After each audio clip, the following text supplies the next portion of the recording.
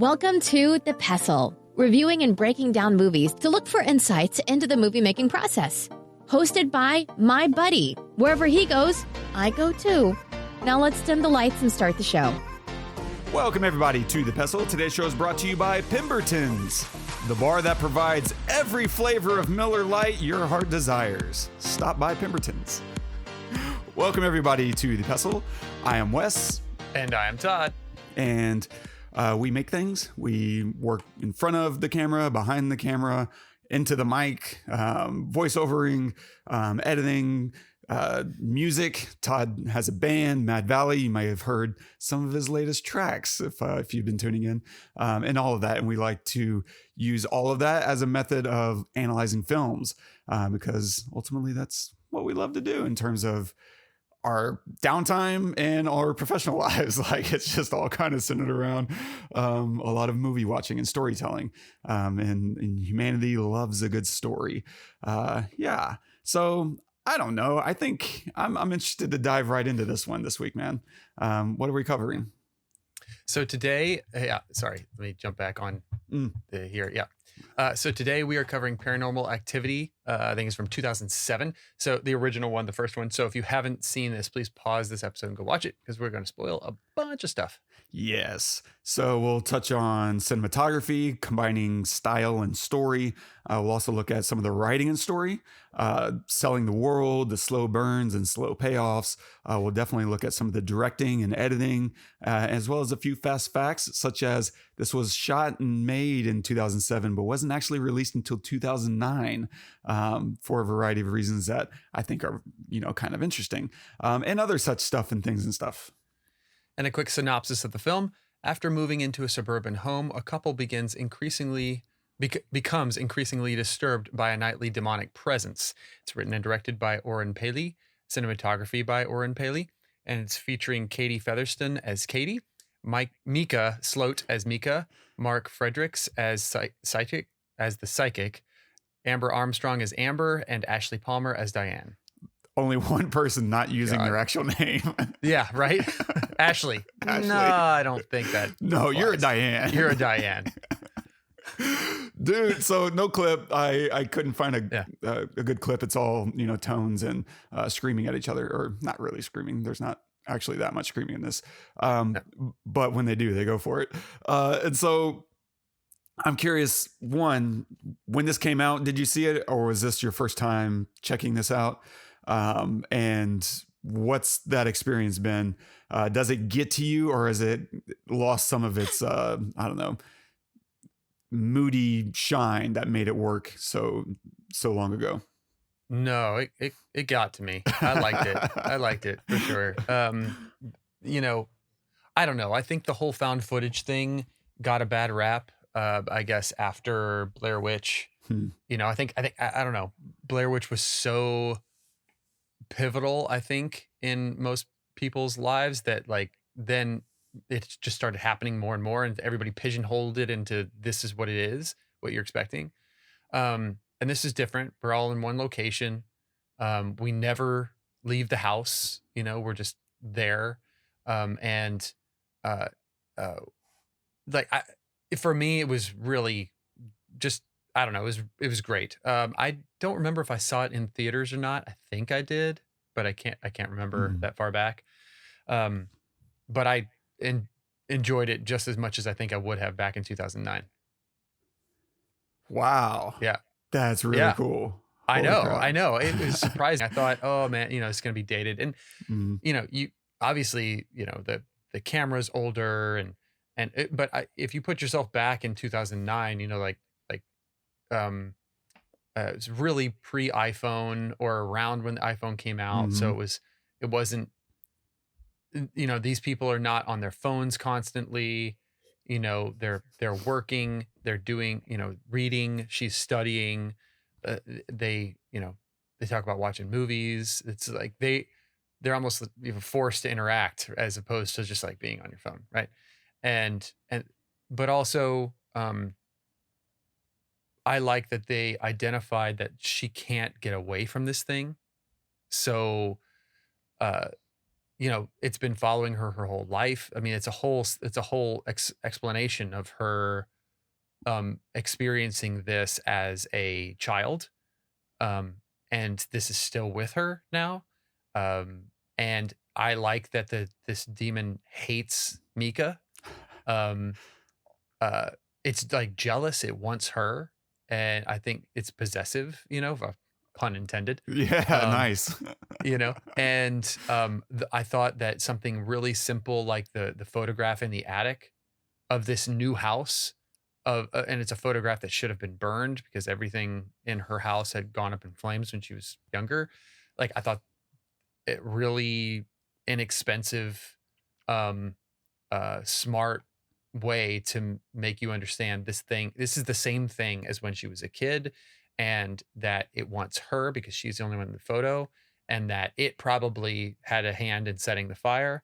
And then we have, the fire on the Ouija board later on, to kind of tie them together. I don't know if they're supposed to be tied together, but that's just another thing. So, but we never see this thing. We just kind of experience, like, we see the shadow and the footsteps, which are like claws. They're not normal feet, which is freaky.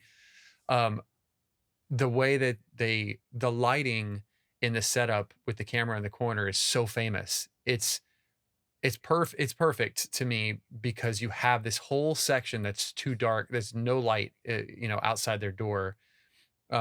So it feels safe on the right side and unsafe on her side of the bed. And the whole time. And I'll always, when you're watching, you're almost never looking at Micah's side of the bed. You're only looking at her side and left. Like, at least for me, I was only looking there because I was waiting for something to happen because I didn't remember. It's been a very long time since I've seen this film. I remembered parts of it. I remember the ending. But I'm just watching the whole time for something to happen, and nothing really does. And when something does, you're like, oh, it's not real, but still the door moving, you're like, oh my God. So, and then when he's, when they hear something, he grabs the camera and he's running around. The light on the camera being what only thing you see, like, is really smart and scary as hell. And you're waiting for something to pop out and nothing really does, like nothing, you never see this thing. It never jumps out at you, but it's not about the jump scare. And that's the reason I liked it, is because it's so cheap. We talk about it on this podcast all the time. Jump scares suck. They're cheap. They get your blood rolling, but they almost piss you off more than they scare you. Right. At least for me. Yep. Because I'm like, well, I'm not in suspense anymore. What you've done is you've loaded the gun, you've held it to somebody's head, and then you pulled the trigger, and now that guy's dead and he's not in the story anymore. Like, I don't want that. I want you to hold the gun to their head and tell me, make me think you're going to pull the trigger at any moment. It's those 5 seconds between you holding the gun and pulling the trigger that are the story. And I feel like this whole thing is a gun to the head. So the whole time I'm thinking, what would I do? Well, I probably would have called the psychic guy, or not the psychic guy, the demonologist sooner, but Micah is just a skeptic. But I probably would have called him sooner, but it wouldn't have mattered because he was out of town, and they end up calling him. Oh, he's out. He's coming back in a couple of days. So yeah, I like that they acknowledge the camera, that Katie acknowledges the camera constantly. She hates it. She calls it out. She's like, this is wrong. Da, da, da. And I love how mad she gets when he gets a Ouija board. And how just like aloof he is about it. But she's so mad. She's so mad that she it's not just I'm mad and then, oh, but baby, da, da, da, and then she's not mad anymore. No, she's mad for a long time. And when she screams, when it drags her out of bed, it's blood curdling. And then at the end, again, it's blood it's not like a movie scream. It felt like a real, I'm terrified for my life scream. And there's a difference. I can't tell you what the difference is. Yeah, it's like we're reading the same notes. This is really fun. Cool. The the whole premise, and I'm going to just echo basically a lot of what you just Cool. said. I like it because this is a difference from last week where we disagree. Right. This is great. And so the whole setup is amazing. I love that the house isn't haunted. Up until this point, that's always been what it is. The house is always haunted. And turning it on its head, the person is haunted was a really fresh wrinkle. I don't remember any films being like that. And on top of, just being a new fresh take, it also gives us a reason to stay put. Like we don't have a reason to leave and go and now this just got a whole lot cheaper because we don't really need to leave the house ever. But it also gives us a reason to fight for her character. Like if we don't solve this thing, she is going to, pay the penalty for it. And that's what's so interesting too about the ending is we get to the end, we hear that blood-curdling scream off screen, and we just kind of assume the worst has happened to her. And the turn of the screw is that actually the worst just happened to him because of her. And now she's suddenly become the villain, which there was a little hat tip as she's smiling and that creepy little smile in bed right before that scene. You're like, wait, what's happening? And so whenever that moment happens at the very end where she turns into a monster, you're not completely caught off guard because they had one little moment of segue combined with all these other little weird moments of her getting out of bed and standing weirdly and all that stuff. Like it all adds up to something. But just the basic premise setting you up for something new and like, okay, I don't really know what to expect. And then every time you begin to expect something, it's not that. It's just a really smart job of structuring the story in ways that allow you to do something to push the audience off its guard. And a lot of that too comes back to what you were saying about the lack of payoffs or the lack of jump scares.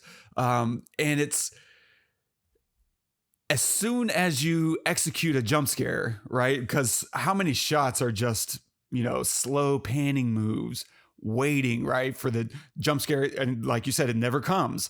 And it's such a good choice because, as you said, again, once you pull that trigger on a jump scare, you've unwound all the tension. You've let us relax. And normally that's when a movie then does the next jump scare. It's like, and now we can really get them. But then I think that's where the annoyance starts to come into play. It's like we've seen that too many times. Now it's not that we're, on edge and pulled into the story.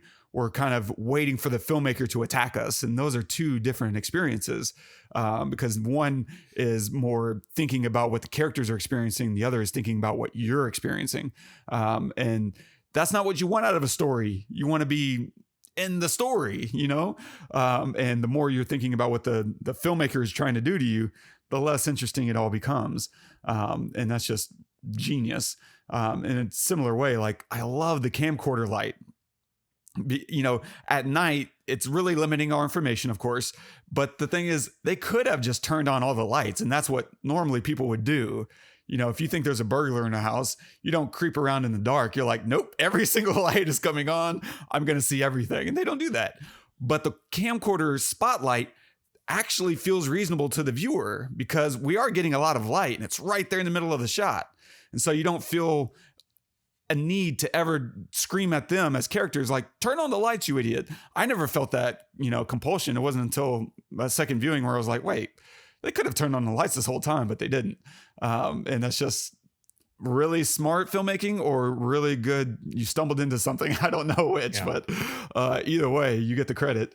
Yeah. And the same thing with the bedroom tripod shot that is famous. You're completely right. In my mind anyway. Like the other nice thing about it, one really good point. I didn't think about how all the danger is on her side of the bed. And it's, of course, emblematic of the entire story, right? This is all happening to her.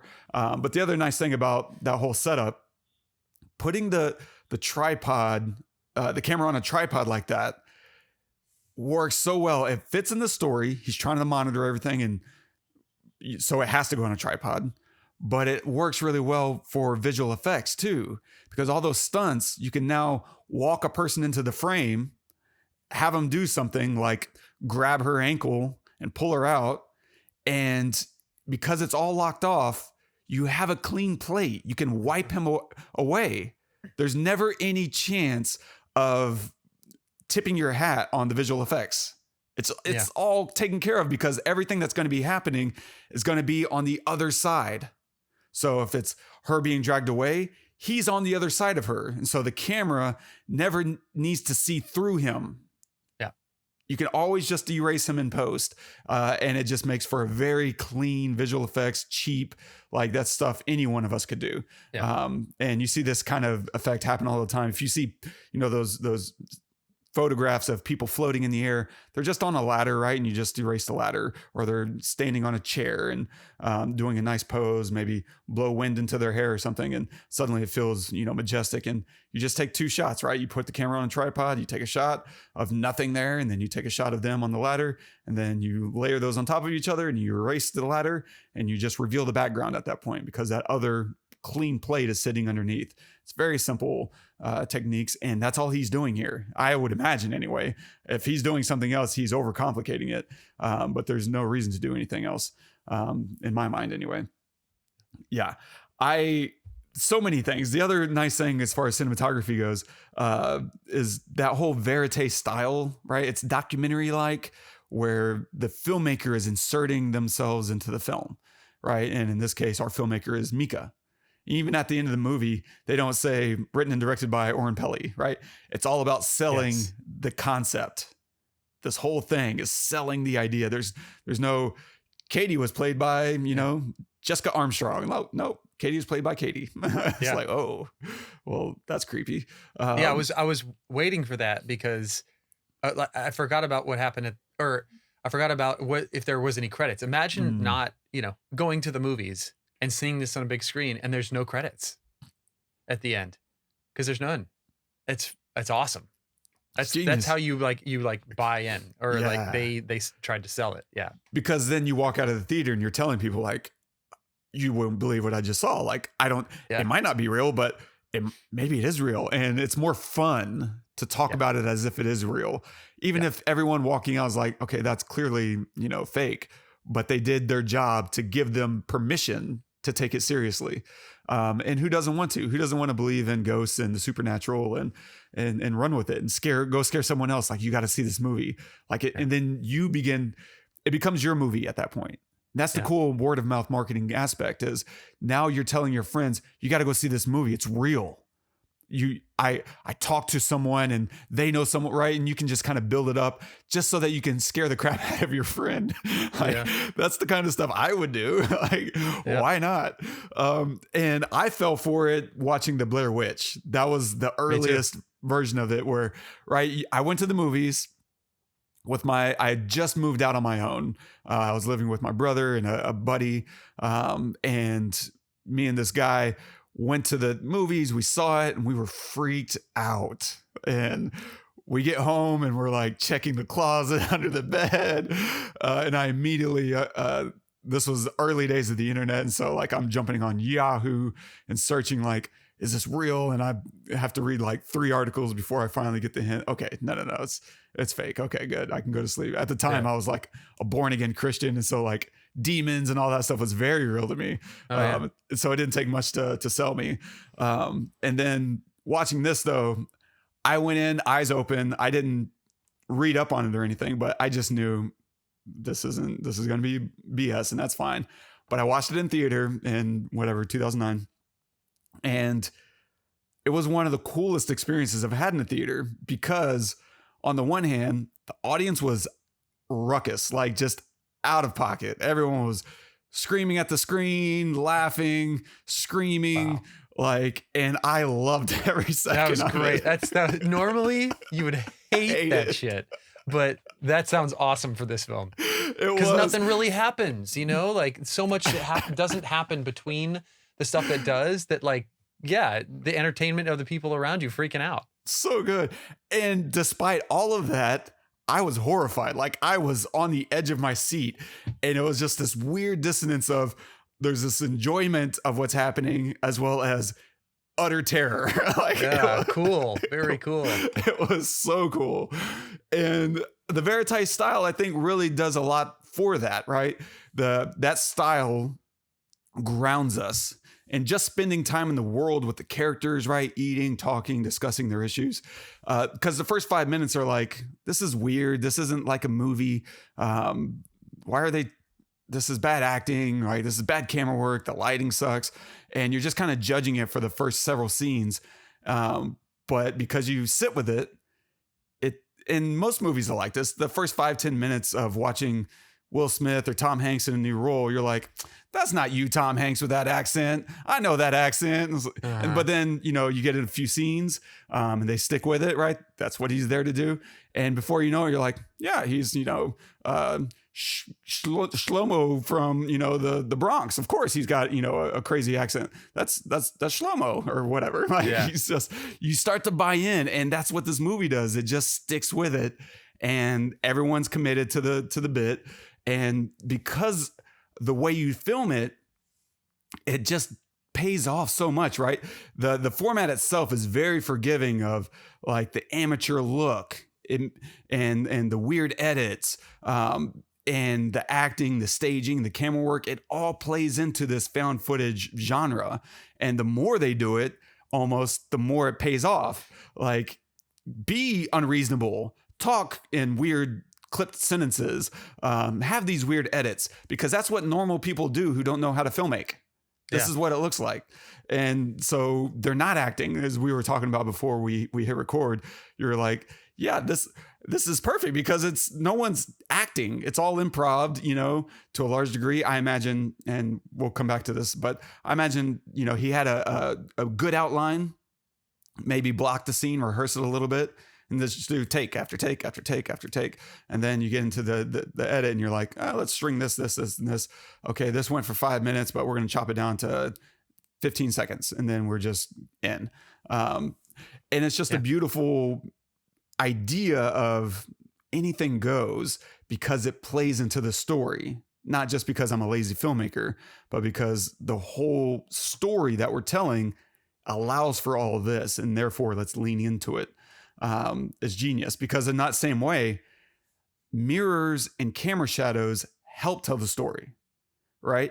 There's no crew, there's no director, there's no camera operator, there's no one holding a mic, just out of frame.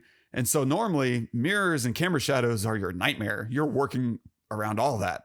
Like, boom, your shadow's in there, boom. Okay, let me find another angle. And he's got to come in from, 60 feet away on a crane. Like, it's just a headache for the boom op to get a clean, shot into the sound. But here, you don't need any of that. And so maybe a little shoddy audio helps. It tells you this isn't professional. This is amateurs.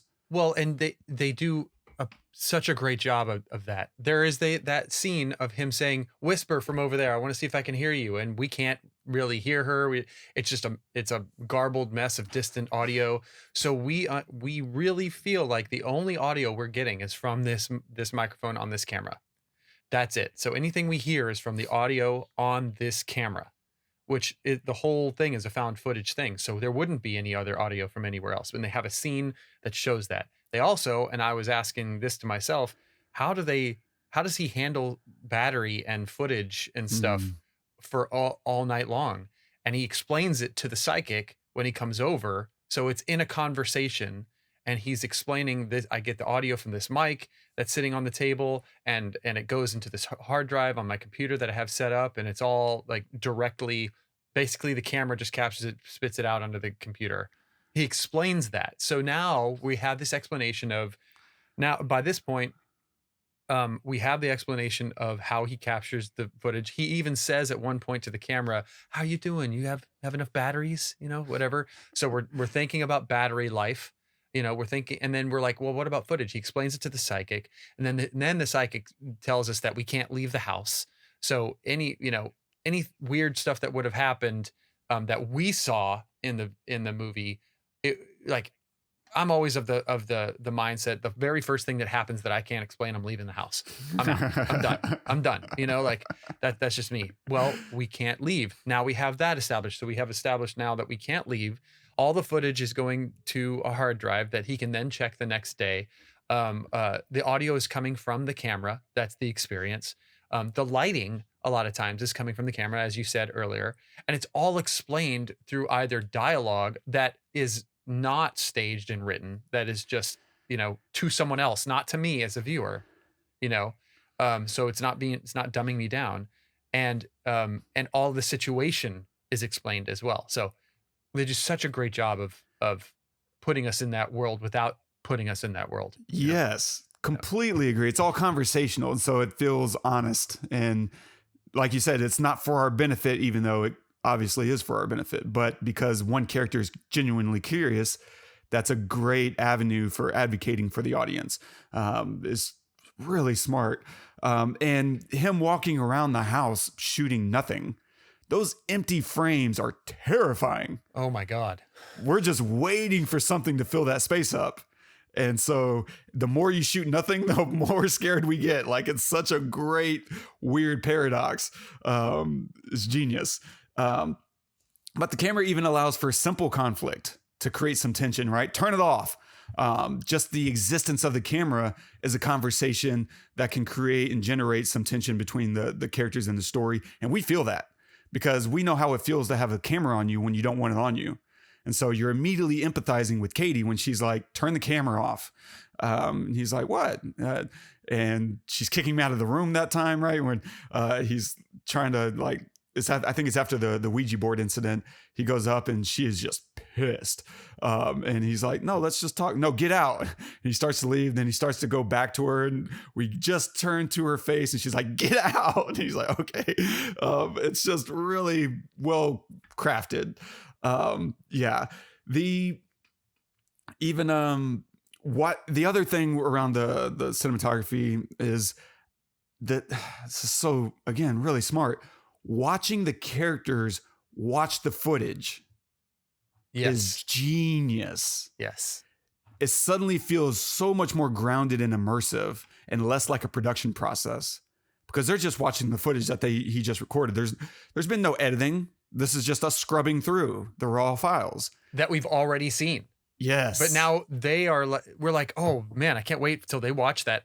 They are watching it. Oh, okay. They know that she stood there for 2 hours.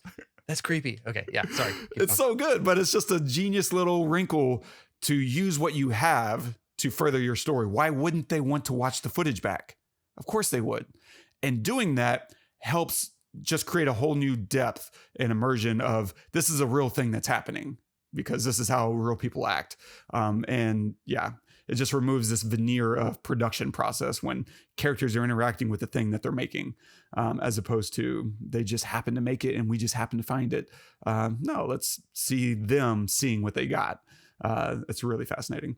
As far as writing and story goes, it starts in the opening, right? The titles, really smart.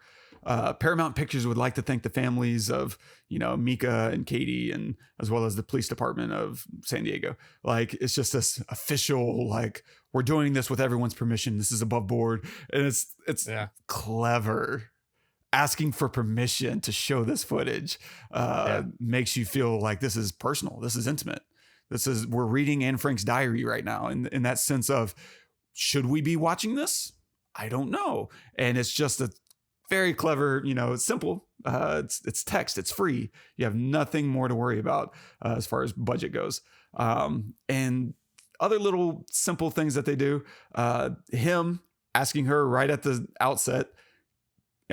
She's on the couch and he's got the camera. He's looking at her. Can I get a striptease? And she says no, no. I love that. It's telling the audience this is not a sexy film. We're going to tackle that right off the bat because we're going to be spending most of our time in the bedroom. We don't want you sitting and anticipating there's going to be a sex scene or some nudity. And so we're just going to put it right up front. She's not getting nude on camera. And now you've kind of, unloaded that gun and we can focus on the other things that we're here for, which is the scares and all the paranormal stuff. Really smart. Yeah, there's a lot of, even though this isn't heavily scripted, there's a lot of thought that went into the structure of this whole thing, obviously. The Budget is really smart. Going back to the haunted house, right? It's a free location. This is the director's house. Like this whole movie was shot for 15 grand. Ended up grossing 193 million. We'll come back to that in a little bit. But what do you spend that money on? Well, if you don't need to spend it on your location, don't. Locations will kill you in your budget if you don't have much budget. Now, if you got $10 million, then yeah, locations are nothing. But when you have 15 grand, that could easily eat up, $5 grand, depending on the house, the time of year, who owns the house, all that stuff. You could easily chew through a lot of money just on that. And so him having that house is really nice because it's also it's a fairly big house. You have these upstairs and downstairs. It gives a sense of depth and exploration so that you can now move through the house and go creep downstairs and kind of peek downstairs from upstairs, right? You kind of look over the banner and you shine the light around. Like that's all really great and playing into the haunted house vibe. Just a great use of the location that he had access to. And I read that this guy was a video game designer. I don't know on what level, if he was like a programmer or what, I don't know, but he clearly had a really nice other job to be living like that in San Diego. I assume San Diego is not a cheap place to live. But yeah, good use of location there. The really nice thing about all these slow burns from a writing perspective is the slow pacing means you need less for the payoffs. And so if you're pacing your film so that a door moving 6 inches and back is your big moment, that's super cheap. And now the next thing you do is, 10 minutes and it's footsteps, which is just sound design. That's cheap. And the less you're doing, the cheaper it gets, but also it keeps the film grounded. Like imagine he starts yelling at the ghost or the demon and it starts yelling back. Like you might get a really good scare out of that. Sure, maybe, depending if you do it right, which they probably would have. But it also means now you've raised the stakes. Now your next scare needs to top that. And it becomes this race almost to the bottom in terms of budget because you're going to burn through that really, really fast. Whereas if you keep the payoffs really, really small, we believe it. First off, it feels believable, but it also keeps it very cheap and also, make sure that the audience is staying fully ready for whatever you throw at it next, so that you don't come down from a big effect. And in fact, we're going to save the big effect, her getting dragged off the bed, for the very end. Great place for that. All right. Yeah. You start off on that, then what are you going to do next? Now you got to suddenly throw covers onto the demon and have this whole crazy effect of a demon walking around, grabbing, punching people or whatever. Like It just becomes too much. So the slow burn pays off in 1,000 ways. Not least of which is budget. And the way they build anticipation is really, really smart because it's just a steady ramp up of the demonologist, right? The psychic says, look, don't do the Ouija board. I'm telling you, if you pick up that board, you're going to give the permission to the entity to come in. You're inviting it into your home. Don't do that. So now we have stakes established. When he grabs the Ouija board, we know, oh crap, he's opening up a doorway that he may not be able to close. And of course, you have that little fire moment. And part of you is wondering, is this going to be like burning down the place or what's going to happen? And of course, everything's fine. It just kind of puts itself out in between cuts. Same thing, like we cue on their attention a lot whenever they're sitting and listening. And it feels like, okay, there's nothing that's going to happen. And he starts getting ready to go back into bed. And suddenly she's, shh. And now we're tense again because she's hearing something. And so the anticipation ramps up all over again. And it's great. It's a cue for us to feel tension because they're feeling tension. And it's all right there embedded. Honestly, I think that the camera work does that too. Because very rarely do you have a good shot. It'll be sitting on the counter and like the person talking is way off. Like either off screen or like way in the corner of the frame or something like that. And it just makes you feel awkward. Like this is not how this should be framed. Like you're not thinking this isn't how it should be framed, but you're feeling that it's it's off, that it's wrong, yeah. So And I read that Micah apparently did some camera operating in college. And so he did some cameraman work. And apparently Oren had to tell him to stop framing things so nicely. And oh, really? Okay. Yeah, the director had to step in and say, okay, you're doing too nice of a job. We need it to be more amateurish. And that's a tricky thing to think about, because sometimes you need to be thinking with the camera, right? It's panning around in the dark and it's paced and it's very slow and it's intentional. And whereas a normal person is herky jerky, they're just whipping that thing all over the place. And so you're having to think in those scenes with the camera. Yeah. But there's other scenes you need to think of the camera as an object that you're holding in your hand, and there's an argument happening. And so it can't feel as intentional in those moments, because that's not how real people act. Whenever you're having a fight, you're no longer thinking with the camera, you're engaging with the person, and this camera is now just part of your hand. And so figuring out where those moments are and how they operate within the story is really tricky. And Oren Peli clearly kept a really close rein on that, so that everything always felt honest to the moment and played into, whatever the story is trying to push on you at any given moment. Yeah. The other nice thing, as far as story goes, I love that the psychic gives us all this false hope with Dr. Avery's. So we get towards the end of the film, and there's that moment happens when they call the psychic back, and they say, Katie's like, if we make it one more night, then, we'll have him, and I know he's going to help. And Micah's kind of laughing at him, like, if we make it, we'll make it another night. And then he shows up, and I love that scene because he doesn't get past the doorway. He's like, I got to go. And I feel his tension just as he's feeling. Like, I really believe, I don't believe in any of this stuff, but I believe him. I believe this guy. He's telling me, oh, it's mad. No, I gotta go. And suddenly I'm like, yeah, you gotta go. Like, go, leave right now. What are you waiting for? And he's having this conversation, and he's like, but don't worry, Avery's is coming back in a couple days. Just hang tight, and I'm going to help you. I promise I'm going to help you. So we're getting all this assurance that help is on the way. The cavalry is coming, right? Either the psychic or Dr. Avery's is going to step in. That's going to be our salvation. And so we're anticipating that another character is coming to save the day, or at least give us another segment, right? Maybe a seance, or a conversation. Maybe he gets killed, like we've seen in other possession, horror, ghost movies. But instead, Micah gets murdered.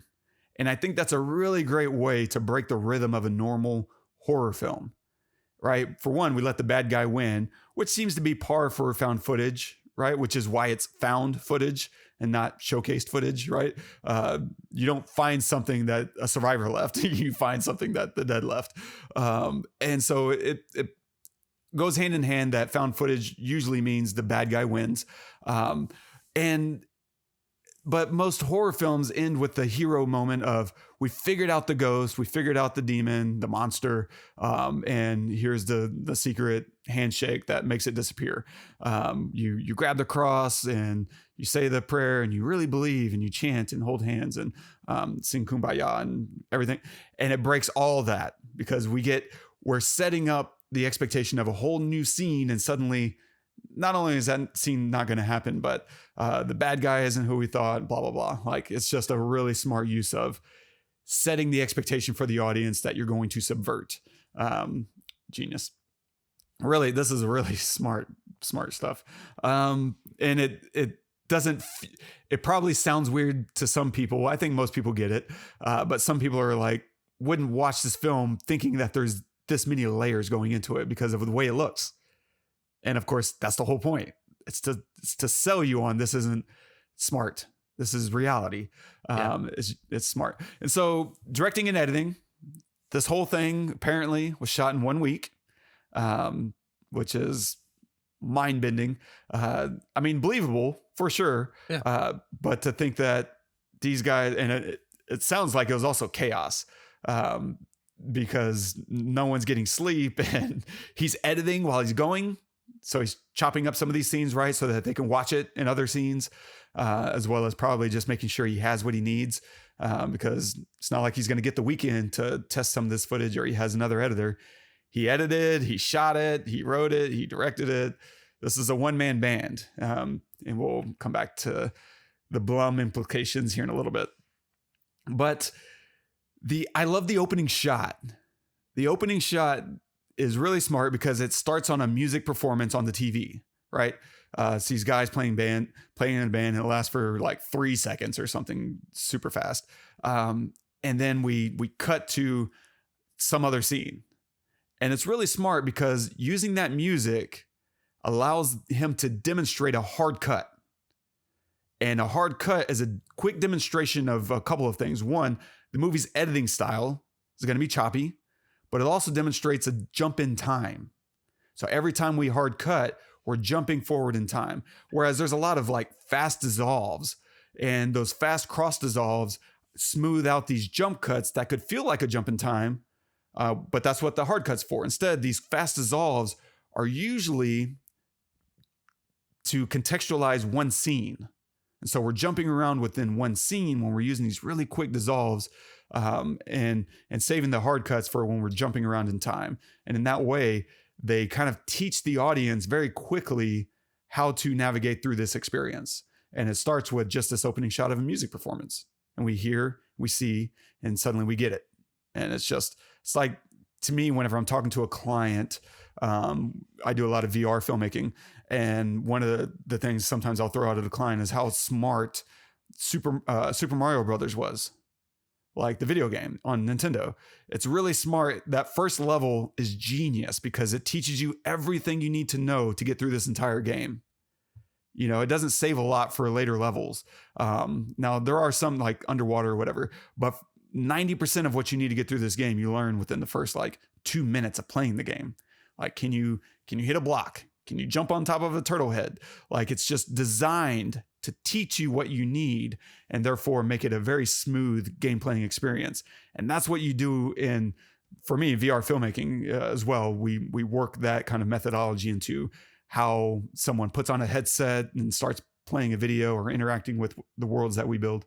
But same thing with a good movie like this, that's doing something different that the audience may not expect, is teach them seamlessly how to interact and engage with the story.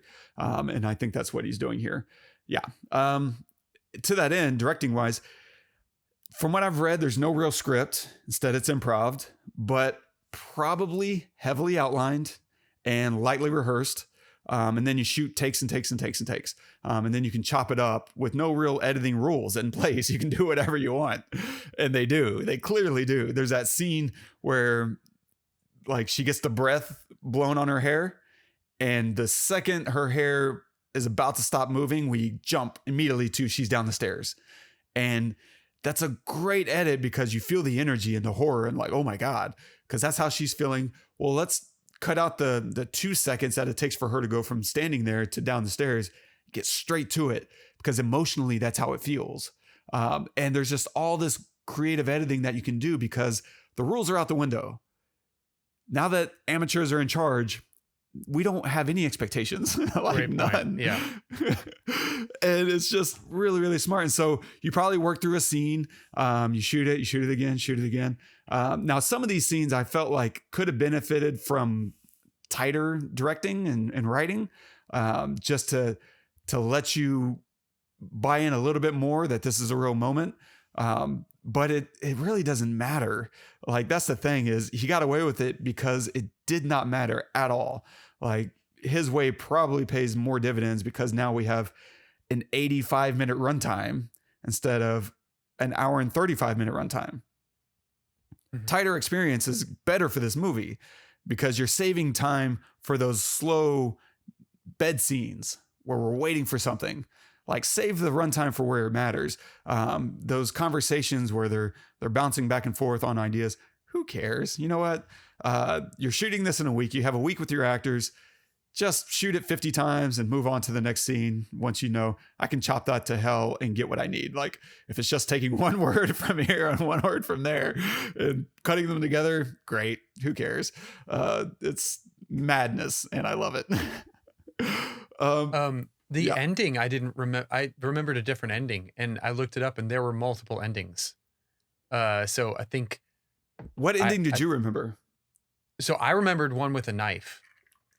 I don't remember. So there were two other ones. So the ending I just saw was the one where she throws him at the camera and then she leans down and smells him and then she goes at the camera, like with her, like with her mouth or whatever.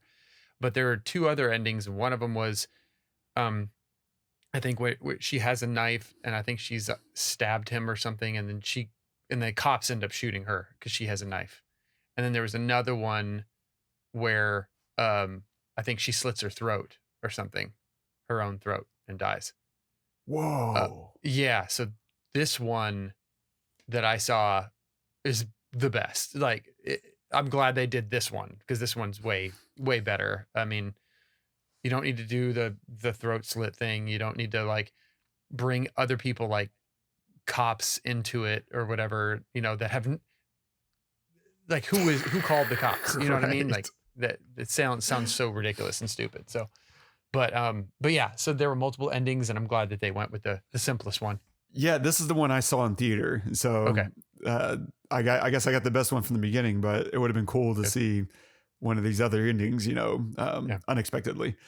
Genius. And there's been other films that have tried to do that, like Clue tried to have multiple endings that every time you go to the theater, someone different did it. And of course, ultimately the final film is a supercut.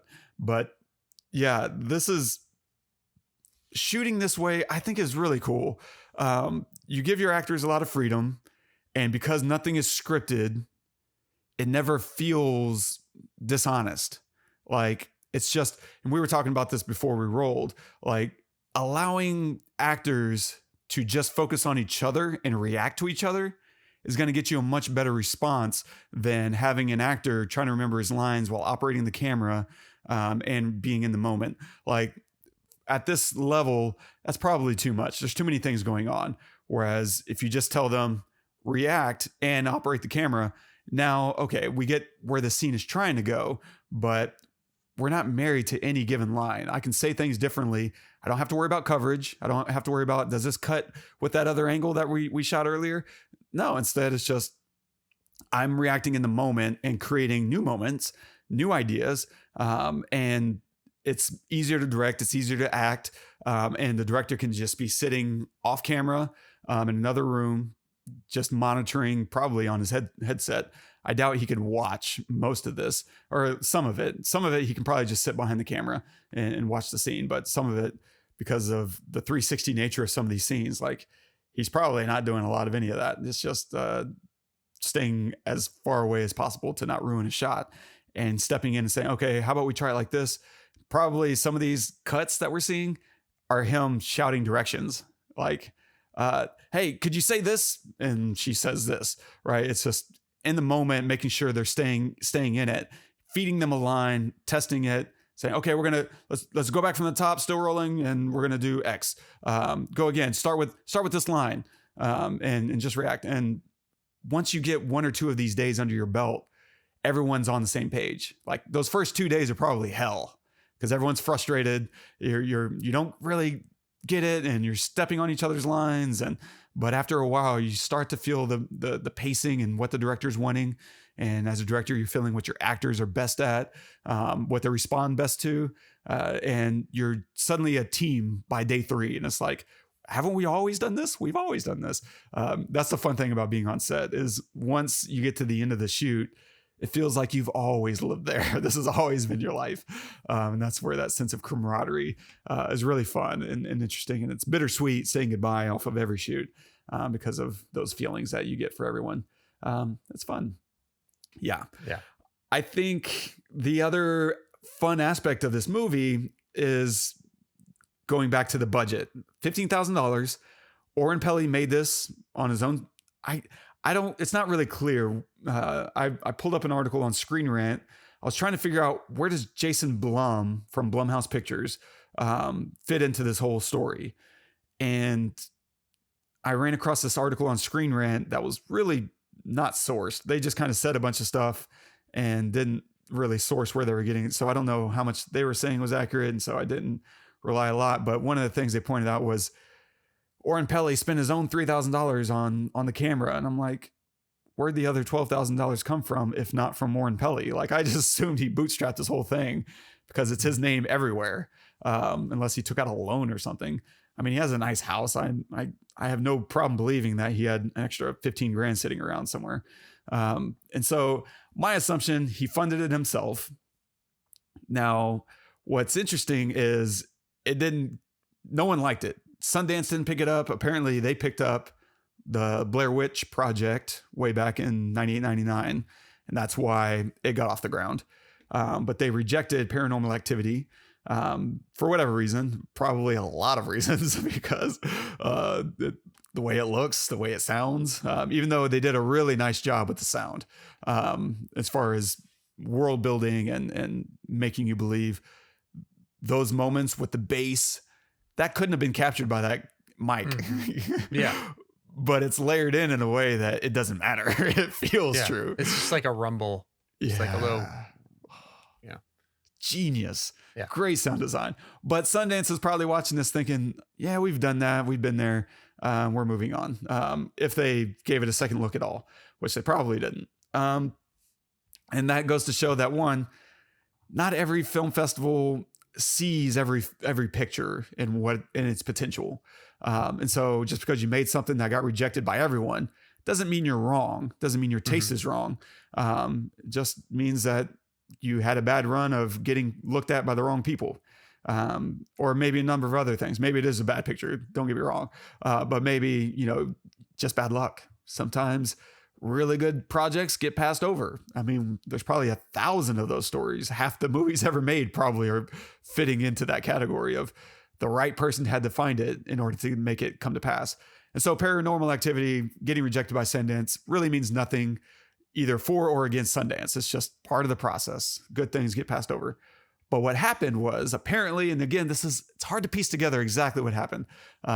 Maybe there's a truer accounting out there somewhere with an interview with Oren Peli or something, which now that I said that out loud, I'm going to go look for that. But from what I gather, Jason Blum, who had an interesting backstory, he didn't just show up, falling off the turnip truck. He'd been working in the studio system for a while. He'd worked for like Miramax under the Weinsteins, and was a big part of why The Others came out. He apparently really wanted this picture from The Others. He liked the script, and the director was in Spain, and he was like, no. And so he just flew out. Blum flies out to Spain, sits for a few hours in the waiting room or trying to get a meeting with this guy. And the screenwriter was like, oh, okay, let's go have lunch. Like, that's pretty crazy. You just jumped on a flight and flew halfway around the world for my script. And of course, his persistence pays off. He picks up the film. They make it. Nicole Kidman, big hit, blah, blah, blah. And so I'm saying all that to say Jason Blum wasn't just a nobody. He had experience. He'd worked for some other production companies before getting a little tired of the studio system and struck out on his own, started producing these low budget films and just trying to find his place. And for whatever reason, my assumption is he was looking for a director for a project or something, but someone sent this movie, Paranormal Activity, to Jason Blum as an example of Oren Peli's work. Now, the when, the why, I don't know. That's all my speculation, but I assume they're saying you should work with this guy. Look at this other project he made. You might like it. You might like his work and his style. But he saw the film and loved it. Blum was like, this is the shit.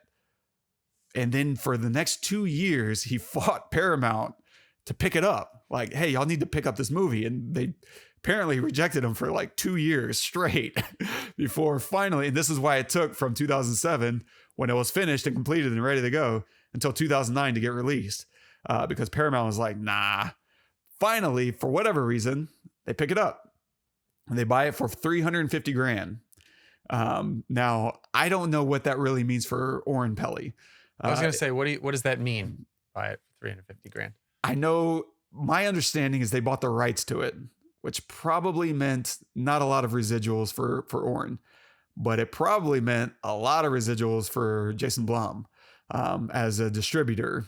He maybe he picks it up, or I don't know. If nothing else, it gave him a lot of credit because that $15,000 turned into $193 million in box office. Which I don't know if you're keeping track. That's a pretty good ROI. Yeah. And so, but 100 million of that was domestic. And there's a big difference between like domestic and international. If 90 million of that came from international, you don't get quite as much in terms of percentage. For distribution reasons, you're getting a lot of other people into the pie. And so I don't know what the actual numbers in. I've tried to look this up before, and maybe there's something out there now, but in my past experience of researching what's the difference in terms of take home, your take home percentage between domestic and international, I never got a clear number. But just to give you an example, like maybe you get 70% of that domestic. Maybe for every dollar you make domestically, you get 70 cents back. Whereas maybe for the dollar international, maybe you get like 30 cents back. And so more you make domestic, the better for you in terms of your returns. But regardless, 193 million is crazy success.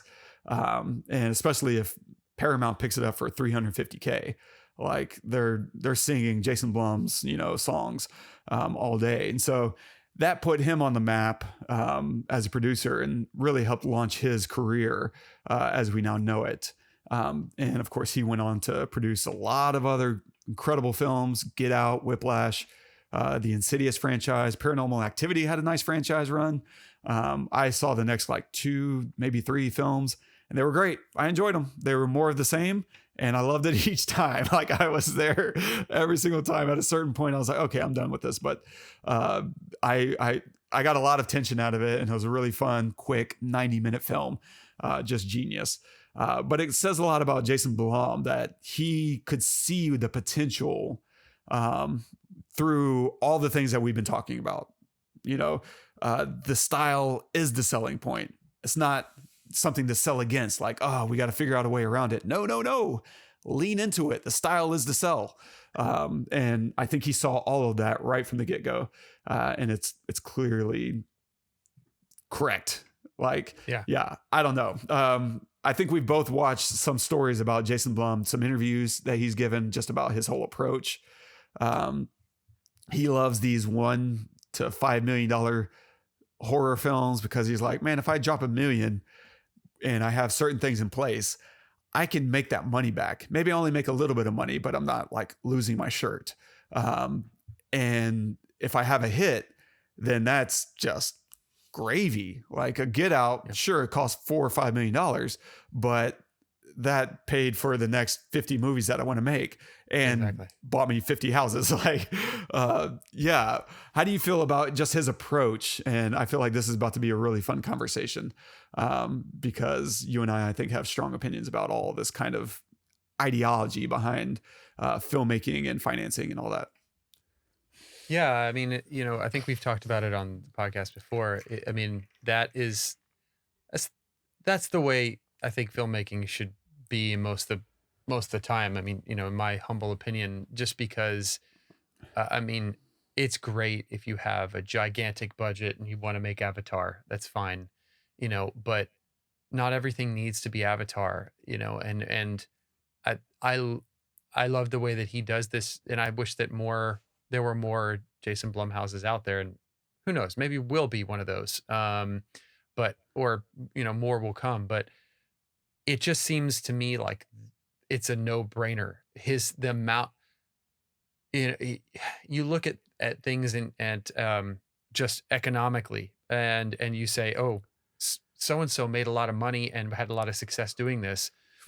And most of the time when that happens, a new industry is born or more people flood that market, but it doesn't feel like that is the case. And I don't understand why. I mean, maybe it's because he usually can do this kind of thing with horror films, and we don't want 30 horror films a year. You know what I mean? So, maybe there's only place for one Jason Blum, and that's understandable. But, the idea of let's just spend a little bit of money on the story, on a good story, to then make, a lot of money in the end. I think that can happen, not in something beyond horror. If you have a film, you have a script that you've finished, it's a finished script and it's great. You could make that film for $50,000. 100,000 would be great, but you could make it ostensibly for 50 grand. Um, and if you had good distribution, you could easily make that back. I mean, easily, right? Yeah. Like if you had good distribution at theaters across the country, or at certain number of theaters across the country, you could easily make 50, 100, 150 grand back. And whoever invested, if they have enough money to throw 50 grand in, and they are an investor, they are like a Jason Blum or something, could make, 100x on that. Of course, why not do that kind of thing? If you're used to spending, $1 million on a film, spend $100,000 on 10 films, and if 9 of them flop but one of them is great, you've more than paid for all 9. I mean, it's kind of a no-brainer. I think it's brilliant. The first time I heard about that, I thought, wow, why is that not how Hollywood operates? Why does Hollywood decide to spend $100 million on a movie and gamble? I mean, you're literally gambling, hoping that it makes that, and none of them make it. I mean, like, tell me the last movie that made any money that was gigantic like that. Most, I would argue that a lot of movies that are cheaper, are more successful money wise. Now I'm just saying that I have no data to back that up, but it feels right. It feels like, oh, this is more real. This is more like we didn't spend 150 million on this movie. We spent, 3 million or 1 million or whatever. It's almost like the lower the budget, the more people want to go see it. Or the more buzz it gets, or there's something twisted around, like we talked earlier about The Creator. Well, they shot that film on a very cheap camera, and that's the thing that's blowing up right now. It's like, oh, you didn't shoot it on an RE, oh, you didn't shoot it on a $100,000 Red or whatever. You shot it on a $3,000 camera I could buy at Best Buy. We're not even talking about the story. We're talking about something around it, And so if you decide, oh, I'm going to make movies for $100,000, but put a big promotional push behind it because of something, then I can make that money back. Do that 10 times. Yeah, you can make, and we're just talking about the economics of it, not even the storytelling. But then when you pair it with a good story, or a good, a well put together feeling or emotion throughout the film, like Paranormal Activity, I mean, you have a smash on your hands. I would argue, I've seen interviews with him, Jason Blum, where he says that he thinks that his career really took off during The Purge, the first Purge movie. Oh, sure. And I get that. Yeah. But I mean, I don't know. To me, it feels like this was a turning point. Like this film was a turning point because it holds up. It's completely believable, story-wise. The acting doesn't feel like acting. I watched this film ready to tear it apart, acting-wise. Yeah. I was like, okay, do I believe that? I kind of believe that. Yeah. Do I believe that? Yeah, I kind of believe that. And so I was ready to tear it apart, but it felt very real. And this was the first time to me that I could go back and watch this movie now and still be scared. Wow. Even though I just watched it last night, I could go watch it again and still be scared. And I think that has a lot to do with it, but it's just this mentality of make more and hopefully something will hit. But if you spend less on it and you given more new actors, new directors, new writers a chance, I mean, how does that not benefit everyone? It benefits you because you're able to invest a little amount and maybe something will land. Probably, I mean, hopefully something will land. If you're at Blumhouse now, probably something will. And you're giving a lot new people a chance. You could discover the next new great actor, the next new great director or writer. There's so many people get more opportunity. Why does Hollywood feel like you know what? We're good. We're good with all of our A-list actors. We're good with all of our A-list. We got Nolan. We're good. You know what I mean? Like we got Spielberg. We're good. You know, Scorsese. We're good. What about the next Scorsese, who is out there, but needs a chance? You know, give him a chance. You know, what about the next Scorsese or Tarantino, who goes and makes a film on his own without anybody else, without any other money or anything like that, has the movie, it's done, you know, but nobody sees it, you know, like find it. We need more people it to be like the 80s for music. In every club, every night you had a rep from a label in every single club all over the country. They were all looking. Nobody's looking anymore. Nobody's out there looking. Wow. You know, and I'm sure that there's people in the industry, in the film industry, that would say, no, that's not true. People are looking. Da, da, da, da. No, you're not. You're looking for the next hit. You're not looking for the story, or you're not looking for something that you hope will land with other people, but you don't know because nobody's ever seen it before. You're looking for the thing that's going to set your career as someone who's discovered this. Like, no. That's not what Jason was doing. That's not what he does. He takes something and he says, what have we not seen before? That's the thing I want. Because that's the danger. That's not safe. Everything that you're talking about are these studios and A&R reps that are out looking for the safe play. That's going to be a hit. Yeah, but they're not. But then they go off and they gamble $100 million on the next fucking Marvel film and hope that it lands, and it doesn't. You know, and it loses its shirt. How can you do that? It's like you have $1 million and you go to Vegas and you put it on black. Like, no, you don't do that. You know, you go to a blackjack $20 blackjack table, you make some money, then you use that money to make more money, to gamble. You make more money, and then you use that money to gamble and make more money. You're using the house money. Like, that's the whole point. So Jason can go and spend $500,000 on a movie, make $1 million, and then spend $500,000 that he made on that on the next movie, make $1 million, then spend $1 million on the next movie, then make another $1 million, then spend $2 million. It's just exponential. It doesn't make any sense why studios would do anything else. So you've heard my theory on this, and I'm gonna say it again as if you haven't, for the viewer listener benefit. And my theory, and it's feels pretty plain on its face, of course, is that everyone is addicted to money. Disney, Fox, whoever, they've all gotten way too big. Paramount, like it whenever you're trading now, as I'm going to go look at Disney's market cap. Disney has a $151 billion market cap, almost 152. And it no longer pays dividends for them to say, oh, we made $1 million movie and made $10 million. Like, that's not going to move their needle anymore. They're addicted to having their stock react based on big press that, oh, we have $1 billion movie. Oh, we have $3 billion successes.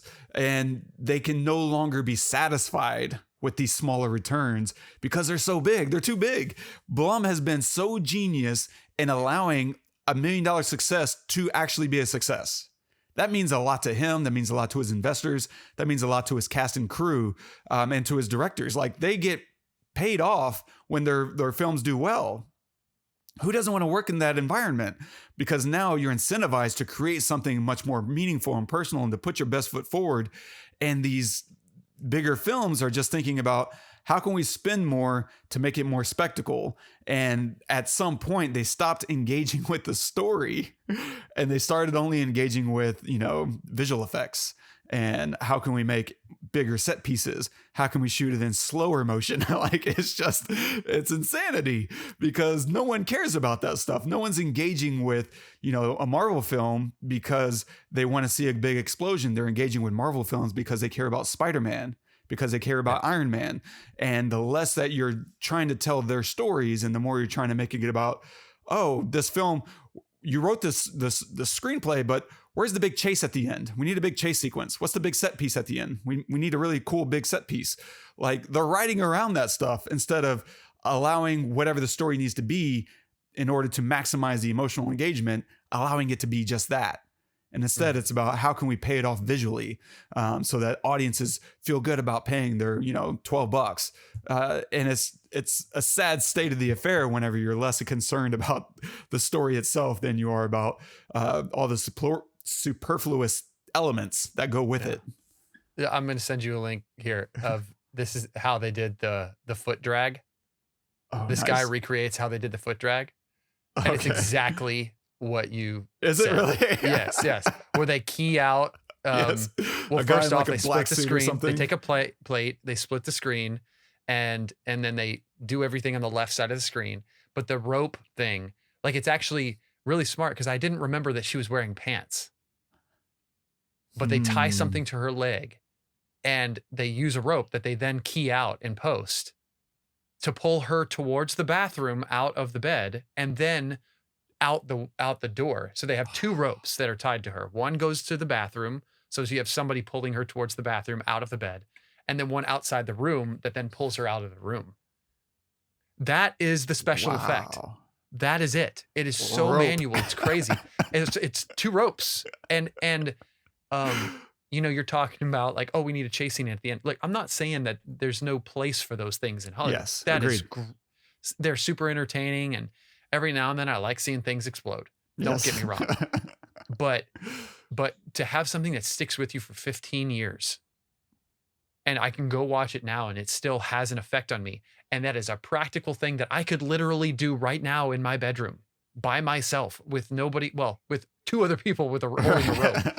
You know what I mean? I could get my wife and my friend to come over here and do that is amazing, and that is the kind of stuff that I think that the reason it sticks with you is because it's so simple that you wouldn't think that it's that simple. And it's just brilliant.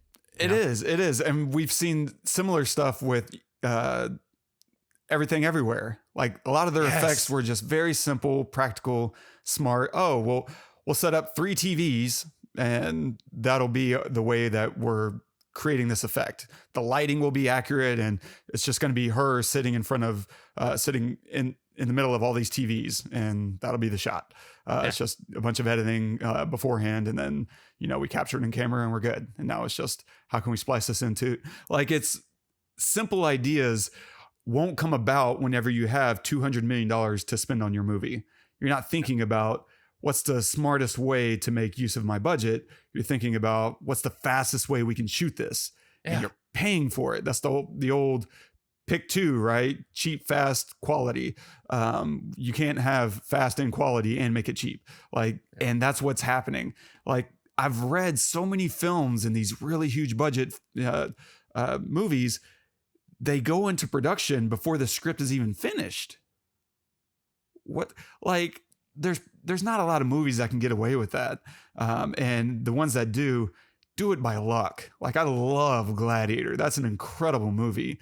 But the fact that they went into production before the script was finished and still writing it in the process of shooting it, dicey. And I could probably point to some other Ridley Scott films where that didn't pan out. But that's the exception. That shouldn't be the goal. Like, don't start production until you know what your movie is. And this is why Pixar films tend to do really, really well, is because they script it, they test it, right? In these edits, they say, oh, that's not working yet. What's wrong with this story? Oh, let's try this. And so they're making the movie before they make the movie. So by the time they go to make the movie, they only make what they need to make, and they know it's going to work, because the story is all very tightly interwound with everything else that's happening. Like, studios have just, I don't know what needs to happen. If it's just we need more A24s and Blumhouses, and that's the cure. But I think if we don't have that happen, without A24, we are having a really hard time keeping movie theaters around, because waiting for the next Marvel film is not going to keep audiences going enough into theaters to keep those theaters operating. Yeah. Well, not anymore. Not anymore. Not since Thanos. Like, it's not a thing anymore. And I think, honestly, so many people are superheroed out. I mean, I just can't take another one. I'm done. I'm over it. but yeah, no, I couldn't agree more. I think that we do need more A24s, do need more Blumhouses, and they operate from the same, from this like perspective of what's new, what's different. Let's do something else. And that is what keeps me going to the theater. Yeah. Right. I don't want to go see the same thing that I've seen before. Or if I am, I want to experience something else as a surprise. And let's take that chance. I mean, we used to take chances all the time. Let's get back to that place where we're taking chances. And I mean, I know, I'm sitting here from my ivory tower here, like saying, "Oh, let's take chances." Well, it's not my money. Yeah. It's I get it. But if you're gonna spend, $50 million on a movie, like that's more of a gamble than than spending, $5 million on 10 movies. To me, then you've got a 10-1 chance. The thing here is the distribution and the marketing. If you know how to do that, you can make anything. You can make money at any movie. Like I would argue that you could make your movie, Wes, and if Jason Blum bought it, no matter what, If I made garbage, he could still trash, turn a profit. You could turn a profit. Yeah. Guaranteed. So what is the problem? I just don't get it. I just don't get it. Yeah. And I think you're right. I think it's that they're inflated. These studios are inflated and they need these massive returns. Well, no, that doesn't even make sense, to be honest, because like you're spending so much to hopefully make it, but then you don't make it. So it's just very confusing to me. Because whenever your properties are the thing that sells, no longer anyone is going to a Marvel film to see like a really good story. They're going to see a Marvel film. And at that point, you've kind of trapped yourself. You have to spend that money or else it no longer feels like a Marvel film. And how do you unwind that? Like you can't. And so they're in a spiral. They don't realize it yet, or maybe they do. And they're working to figure it out. But if you're not creating new properties at a minimum, then you're ultimately going to spend your cash, right? Because there's only so long Marvel films are going to keep banking. And I think we're seeing it starting to dip a little. Same thing with Star Wars. Like you beat that horse too much and suddenly no one's showing up for it anymore. And that $200-300 million that you spent, gone. Like why all of a sudden has there been just over the last, I don't know, 7 years or so much Star Wars? Like I don't get it. I mean, we had a good window there where there was no Star Wars stuff, where it was, okay, we did the middle, the 3, the first, and then the last 3, and then we're going to take a break. We took a good break. And now there's a freaking series every year, a new series on Disney Plus. That's just. Well, when they got screwed, well, Disney bought, the property from Lucas and spent whatever it was, a few billion, worth it. I mean, that's what that's worth. And then they launched their Disney Plus and it was like, how do we get people to sign up? Right. And we use the properties that everyone buys, and that turned into its own curse. It's just regurgitating. It really stuff. is. Like drives me crazy. Anyway, I think we're fair. You're right. We just turned into a huge conversation. Yeah. We know how to fix it. No, yeah, I mean, of course. Honestly, the Whiplashes, the Paranormal Activities, the Saw, like these films that don't cost a lot, and it's just about the mentality of the individual and the story that's happening to and around them. That, and it can all happen in one location, even like that is really cool. And I think that it's if nothing else, it's a reprieve from the just like over budgeted, Hollywoodized stuff that comes out. It's a reprieve for us. So like when I watch a film like this, like Paranormal Activity, I feel, even though it's tense and it's scary and I'm like, on the edge of my seat, I feel relaxed at the same time and can take it in because I don't have all this feedback coming at my rods and cones for 2.5 hours. You know, we have all these epic 2.5, 3-hour movies, 4-hour movies, not 4 hours, but they're super long movies. And while they're great when they are supposed to be that long, having a 90-minute movie where I can get in, feel what they want me to feel, and get out is pretty awesome, I gotta say. It's a really clean experience. I dig it. Kudos to Oren and to Jason Blum for fighting for it. Just because someone has a good movie, every artist needs a champion. Yeah. And so hats off to Jason Blum for being that champion for Oren Peli. Hopefully that paid off in more ways than just the $350K. But man, I really enjoy it and I'm inspired by it.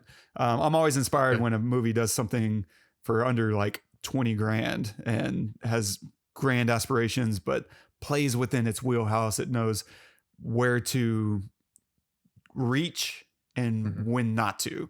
And that's a really hard balance, because after going to the movies, especially in this era in 2006, 2007, when he made this, I can imagine you're watching all these Eli Roth movies, Teresa's Go Home and Hostel, and everything's blood and guts. Everything is blood and guts. And to sit there and say, no blood. In fact, nothing happens. That's going to be terrifying. Like, that takes a lot of guts, man. And I really dig that. And so figuring out what's missing and like putting your money where your mouth is, very cool and very inspiring. Yeah. Yeah. I mean, it just goes to show you people don't really know what they want until you tell them what they want or show them what they want. Yes. You know, so don't worry about what's going on right now. You do your thing. In fact, look at what's going on and do something opposite. Like, you never know if it sings to you. You never know. Like, it is a true Wild West out there. And I feel like a lot of times people think that you have to be on the pulse. Nah, there is no pulse. There is no You pulse. create your own pulse. Like, you just do your thing. You know what I mean? So anyway, love it. Great movie. Yeah. What are you going to recommend this week? I'm going to go 180.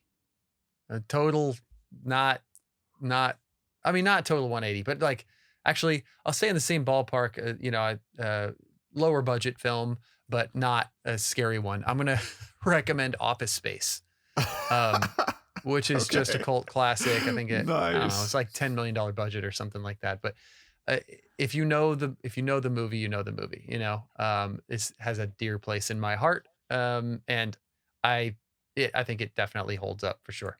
So nice. Yeah. I was on the fence. I was debating maybe doing the others. I've been wanting to. I almost wanted us to cover it, during the series, but ultimately didn't. I am instead going to recommend Audition. Micah, it's, if you saw this movie and you're like, I like the tension, I want a little more action. Audition is the upper limits of my ability to tolerate like torture porn. It's brutal, fascinating, and it will kill your night of sleep. Like, you're not going to bed after that. And so if you want that experience of like, oh, that was terrible, not on the same level of a Martyrs. That's our limit. It's a notch or two just below Martyrs. So not as bad, but and in some ways not nearly as bad, because Martyrs was the most violent thing I've ever seen against women in my life. And so I could never rewatch that. But in that way, it's nothing like Martyrs. But it's still, God, I can, it'll get to you. Yeah. So if you need something else that's going to fulfill your Halloween, nightmares, that should do it for you. Yeah. Stay tuned for next week. We'll take a look at a new ghost story called Talk to Me. It's an Australian film, and I think there's a lot of interesting things going around behind the scenes on that one. And so that'll be another interesting conversation. And stay tuned for that. It might be in theater still where you're at, but it's definitely online for rental now. And so there's a couple of different opportunities to check that out if you haven't already. Yeah. And if you're enjoying this show, don't forget, subscribe, leave us a review, leave us a note if there's something you want us to talk about, kind of things you find interesting, or why you think Paranormal Activity is the best, worst thing ever. I think, to me, Paranormal Activity is like the most quintessential ghost story out there. I'm not saying it's the best. I'm saying it's the most quintessential. Ghost stories are all about thinking about going around a campfire telling ghost stories. Ghost stories really aren't about the story. It's about the storyteller. And so watching Paranormal Activity, and it's all about the storytellers. It's all about the people living in it. And you're living off of their fear in the same way. And around the campfire, you're living off the terror that the guy with the flashlight or the woman with the flames in her face or like telling you these creepy things. It's all about the atmosphere. And that's Paranormal Activity to a T. And so I really dig that. And so, yeah, tell us what you think about Paranormal Activity. And if you want to leave a note on this episode, you can do that at thepestlepodcast.com/paranormal activity. And our quote of the day is from Jason Blum. The key to a good horror movie is what happens between the scares. The scares aren't the tricky part. If you're involved in what's going on in between, the scare is going to trick you. If you're not, the best scare in the world will not be scary. That's what we were talking about earlier. It's not the scares. We don't need jump scares here. What we need is tension. And this movie keeps that in spades the entire time. I mean, even when the psychic is like in the house, I don't feel like he's going to help them, like right, the whole time. Yeah. There's one moment when he first gets in there, I'm like, okay, he's going to, and I don't know why I felt that because, it's like early in the movie, but like, okay, they've got a psychic here. Okay. All right. But then, when he comes back, it's like just as it only heightens the tension. So yeah, great quote. I love it. It's all about emotional involvement. If you can't get your audience emotionally engaged with the characters, then why do they care what happens to them? That they don't. And so jump scares don't pay off. No scares pay off. Then it's just about terrorizing the audience itself. I think that's the Eli Roth, style is let me just show them visually gross things. And in that way I'm terrorizing, I'm scaring you. And it's like, no, you're just showing me messed up crap that I'm not going to be able to sleep tonight. Yeah. If you want me to feel something, that's a different story. Yeah, I love that. That's his focus. That's what he's thinking about whenever he's reviewing a story or a script. He's thinking about, do I care about what's happening between the scares? And if I am, that's a story I want to be involved in. That's really smart. You just said something that made it like kind of click for me a little bit, that like in this movie, as opposed to other scary films, I feel scared for myself. But this movie, I never felt scared for myself. I felt scared for the people in the movie. Yeah. I felt scared for Katie. I never felt scared for Micah, really, because it was always going after her. Even when he saw he was smashed in the photo, which is another great cheap thing. We never see that happen. It just happens. Or the chandelier swinging. Yeah. Amazing. But I felt scared for Katie. Her performance was really great. Her screams were really great. And it was always happening to her. So I felt scared for her, but not for myself. In some other films, I feel scared for myself that maybe this could happen to me or whatever. Like I wasn't ever thinking that. I was thinking, oh no, it's going after her. And so that's a testament to the investment that the film drags out of you into the character for the characters themselves. Yeah. That's I love that. And just as you were talking about that, I was thinking about the camera itself almost playing a character in the sense that she's being haunted by two things. There's the demon, but there's also the camera. And at the end of the day, she attacks and kills the camera, the viewer. And it's a really interesting extension of her boyfriend almost playing the part of an oppressor. And that's something that, gets touched on throughout the film. She's frustrated with him for playing his role of aggravating the demon. And he does that through the camera and through filming everything, and of course directly antagonizing it. But I wonder if there's another layer here where the camera acts as a different kind of oppressor, as opposed to the one that she's been living with her whole life, and now she's having to fight a whole new demon, so to speak. I don't know. Interesting. Wow. Yeah. Anyway, this was a lot of fun. Yeah. I didn't know what it was going to be, but I'm so glad that we're on the same page here. Yeah. It's probably one of my favorite scary films. It's definitely up there. Yeah. So, good one. So hopefully you guys enjoyed this episode. I know I did. Please subscribe, review us wherever you get your podcasts. Tell a friend. It all helps. It really, really does. And if there's a film you'd like to see us pick apart, please make that recommendation. We love hearing from you. Until next week, I'm Todd. I'm Wes. Go watch some movies. What's happening? Oh my god! That's a good effect. Yeah, thanks. Are you kicking it with your foot? I had my hand on back there. There you go. Perfect. Perfect. Cutting.